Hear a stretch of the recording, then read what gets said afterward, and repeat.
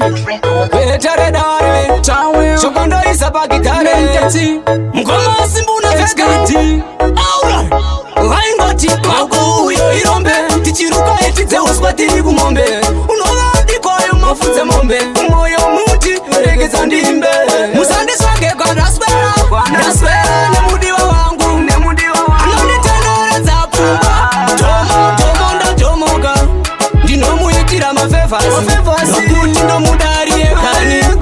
Timapolonika na begoni Ndinoda garati farabo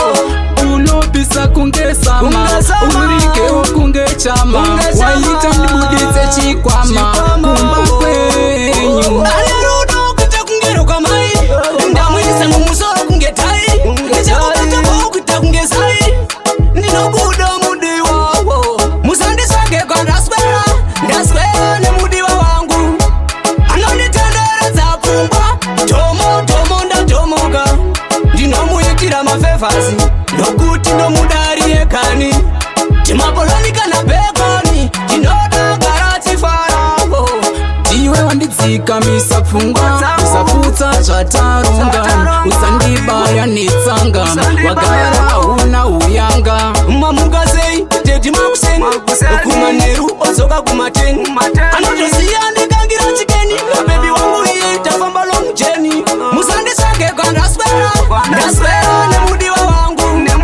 Anonitendere zapuba Dhomo nda Dhomoga Ndinomuitira mafevasi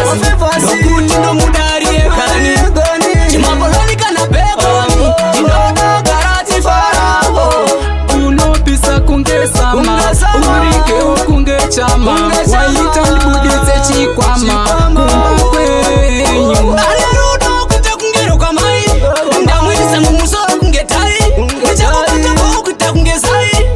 Ndinobudo mudi wawo Musandi swage kwa ndaswera Ndaswera nemudiwa wangu Anonitendere zapumbwa Dhomo nda Dhomoga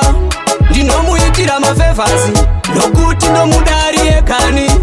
Timapolonika na begoni Ndinoda garati farabo